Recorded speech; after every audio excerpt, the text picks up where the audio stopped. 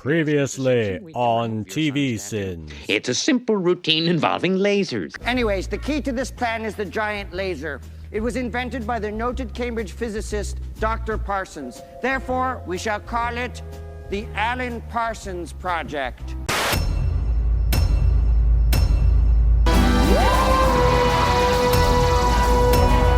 Turn it off! Joe, shut up!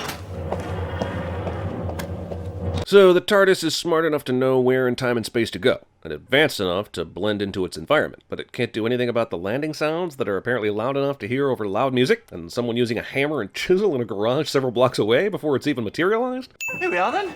London! Earth! This scene does not contain a Christopher Eccleston. Merry Christmas!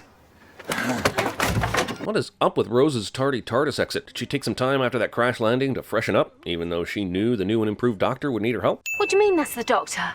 Doctor who? Roll who marshals. They will still say we should take him to hospital. We can't. They'd lock him up. They'd dissect him. One bottle of his blood could change the future of the human race. How is it even remotely possible this scenario has never happened before? As much as the Doctor's been involved with in this world, at least once someone would have dropped him off at a hospital. Well, he's got two hearts. Oh, don't be stupid. Really, Jackie? You're drawing the line at extra organs? You see a police box-shaped spacecraft crash land into London with a transforming creature who has an entirely new body, and the extra ticker is the thing giving you pause? Is that a different face, or is he a different person? How should I know? Not gonna lie, regeneration may be one of the smartest sci-fi concepts for television ever invented. You could argue that this single idea is what has allowed this show to stay relevant since 1963, with the ability to breathe fresh life into it wherever it's needed. It's a game changer, and well worth a few sins off. First of all, he starts delivering to the door, and I thought, that's all. Next thing you know, it's a bag of oranges. Is "it's a bag of oranges" one of those clever British rhyming slang things for some sort of sexual encounter? Let's see, bag of oranges.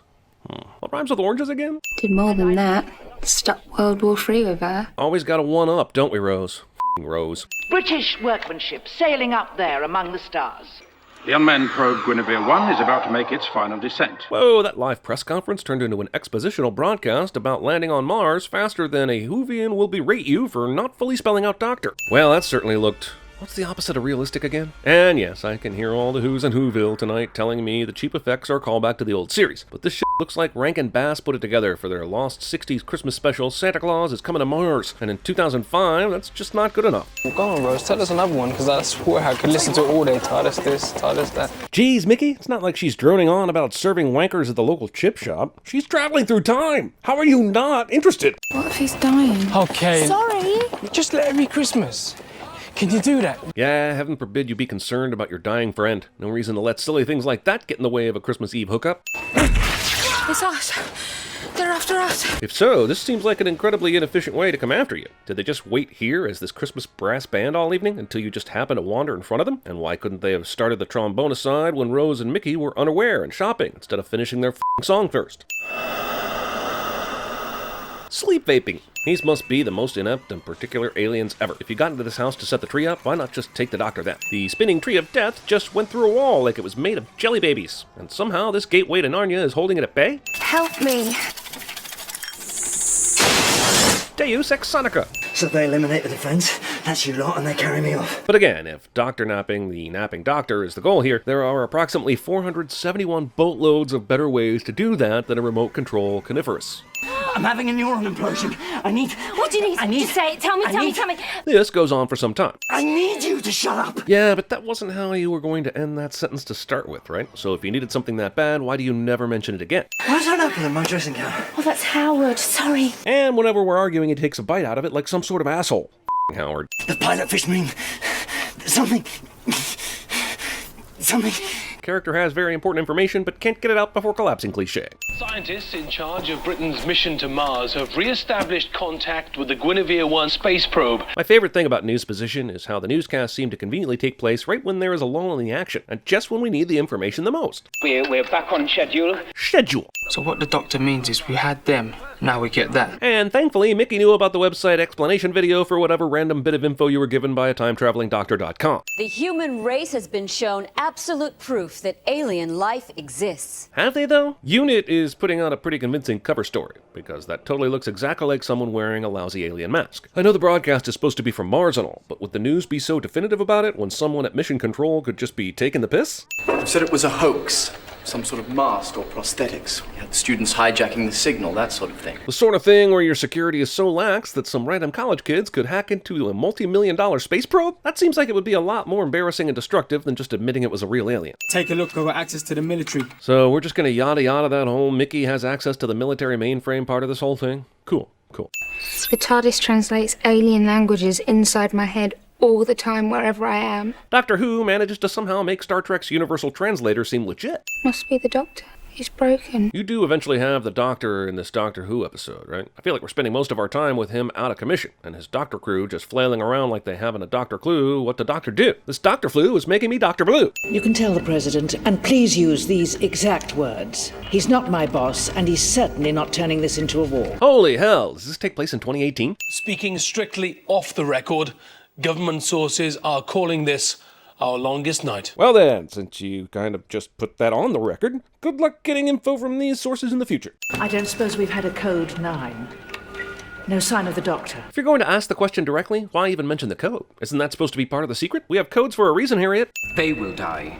Not you will die, they will die. Who's they? Apparently even the Sycorax are proficient at the pronoun game. You really love him, don't you? Yes, and I'm guessing that love will build through many years and develop into something special. And then the next thing you know, it's a bag of oranges, and they live happily ever after, right? Right? Jason, I'm talking to you! Just stop! I realize the Sycorax are controlling a portion of the population to step towards high ledges and all, but they are still physical human beings, right? Because if I had kids or a spouse zombie walking toward their death, I think I might do a little more to stop them than just stand behind them and beg. 1/3 of the world's population. That's 2 billion people ready to jump. Discount Thanos! Is that really the shape of their spaceship? Someone needs to teach the sycophants, or Skrillex, or whatever the hell these aliens are called, about aerodynamics. Beg of you now, show that compassion. To be fair, that could be the Sycorax version of a hug. It's bigger on the inside. So they accidentally themselves into the alien ship, and now they've accidentally themselves into something that will heal the Doctor. Well, conveniences never cease. Did you miss me? Audience applause break. But also, David f***ing Tennant, man. The passion, humor, intelligence, charisma, and gravitas he injects into this character in the next 15 minutes defines everything about why this show works. All the respect for my Doctor!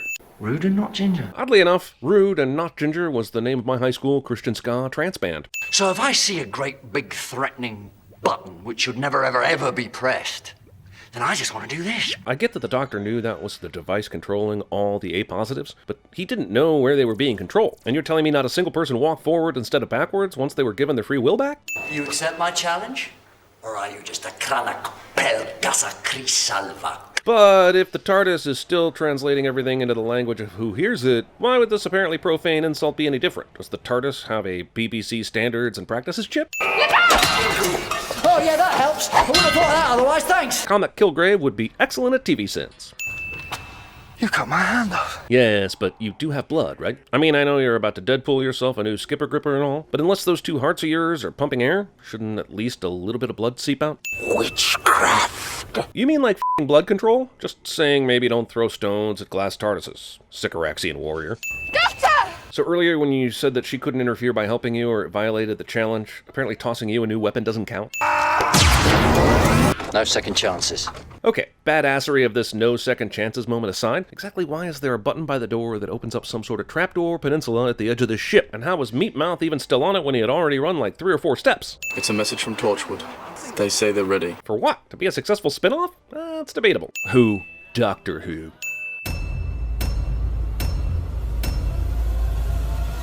Many of these trees were my friends.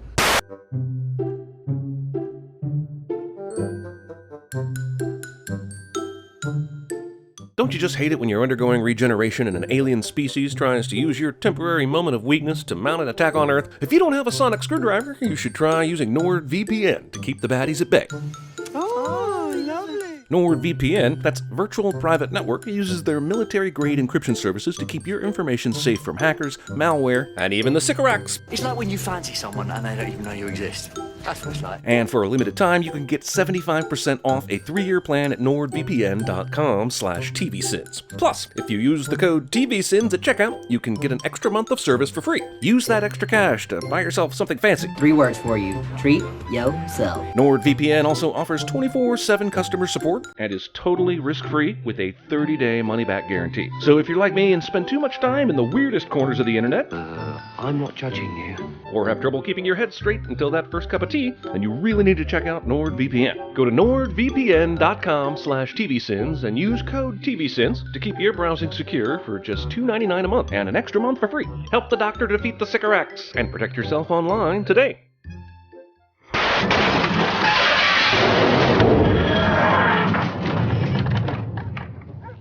Party on, dudes!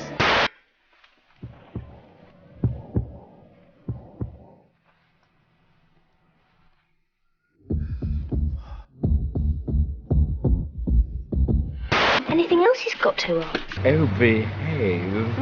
That's not rocks. It's a space station. The President is insisting that he takes control of the situation. Sorry, dear, I was miles away. I want to know absolutely everything that's happened up to now. Well, let's see. First, the Earth cooled, and then the dinosaurs came.